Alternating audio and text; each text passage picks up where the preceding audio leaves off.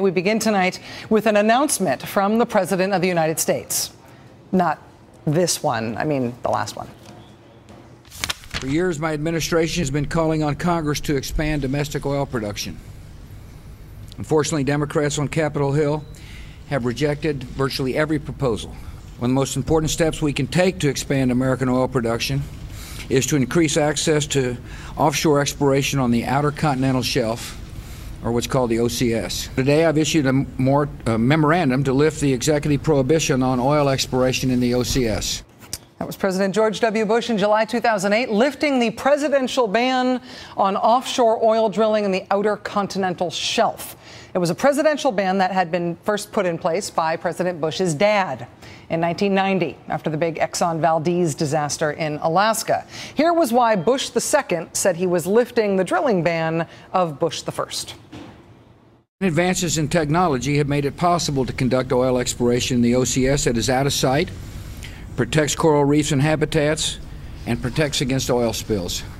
See, the technology is so safe now, there's no need to worry about oil spills anymore. Now, as I mentioned, President George W. Bush here was rescinding the presidential drilling ban that his father had put in place after the Exxon Valdez disaster. He was sort of trying to box Congress into repealing Congress's drilling ban as well. Congress's ban was even older than the presidential ban. Congress's ban had been put in place starting in the early 1980s. With this action, the executive branch's restrictions on this exploration have been cleared away. This means that the only thing standing between the American people and these vast oil resources is action from the U.S. Congress. But Congress has restricted access to key parts of the OCS since the early 1980s. Well, why had Congress done that? Why had Congress restricted offshore drilling since the early 1980s? Because of this. The Ixtoc oil well blowout in the Gulf of Mexico. It blew up in 1979. They did not cap it until well into 1980. It released an estimated 140 million gallons of oil into the Gulf of Mexico. In trying to figure out what to do about that, Congress decided to put a moratorium on drilling in hundreds of thousands of acres of federal waters. Sorry, no more drilling. Did you see what just happened, people? After a huge spill like that, you can see how politicians at the time maybe might want to stop and reassess things for a while.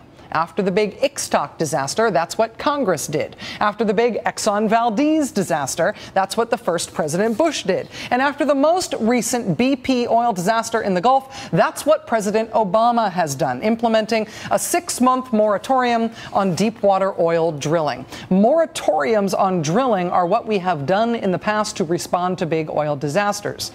The idea, presumably, is that we're going to make drilling safer before we allow it to expand again. And even though President Bush touted that supposed improved safety back in 2008 when he was lifting the presidential moratorium, we no longer have to take anyone's sober assurances about things like that.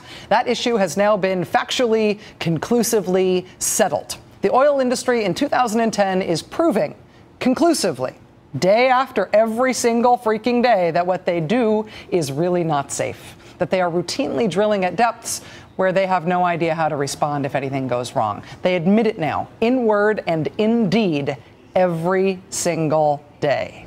Tomorrow, BP plans to send down the containment dome to cover one of the 2 remaining leaks. But this has never been tried before at 5,000 feet under the sea. Rice University professor Satish Nagaraja says this has never been tried in water so deep. I hope it works. It has not been used at that depth before. And these vessels started the long-awaited top kill procedure this afternoon, a maneuver never tried before a mile beneath the sea. They've never attempted to put cement down at this depth. Something never been done at that depth before. We've got the junk shot method, and we've also got another method, which is to put a valve on top of the existing system or a new blowout preventer. But again, you've never attempted any of these at this depth. That's right, Meredith. That's right. That's right.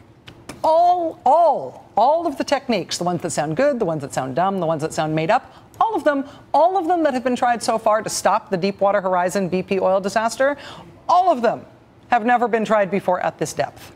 Doesn't that make you wonder how many other American wells are out there right now where if something went wrong, they couldn't fix it? Doesn't it kind of seem like a wake-up call that the safety technology has to get way better before it can ever again be considered safe to drill that deep? Not if you're an oil company. Here's Shell Oil in a posting on their website more than a month after the Deepwater Horizon oil rig exploded, celebrating the world's deepest offshore oil platform, located 200 miles off the Texas coast. Woohoo! Top that! The oil industry has already proven it doesn't know how to deal with a spill at 5,000 feet. But here's Shell Oil bragging about their new well, which is moored in 8,000 feet of water.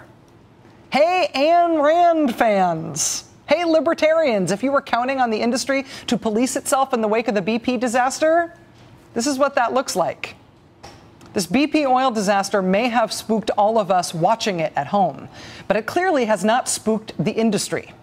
And it apparently hasn't spooked politicians who love the industry either. Republican Governor Haley Barbour of Mississippi, who met with President Obama as he toured the Gulf today, pledged to deliver the message that Gulf Coast citizens want more deepwater drilling. There's no reason for it to stop, he says. There's no reason for this totally unnecessary moratorium. We need to get to the bottom of it, find out what happened, make sure it doesn't happen again.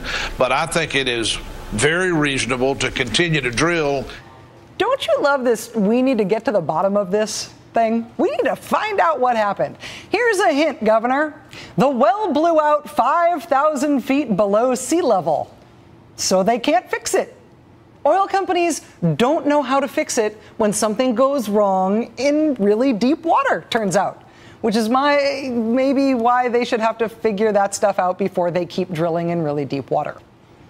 You really need a study for this? This idea is really that mystifying to you?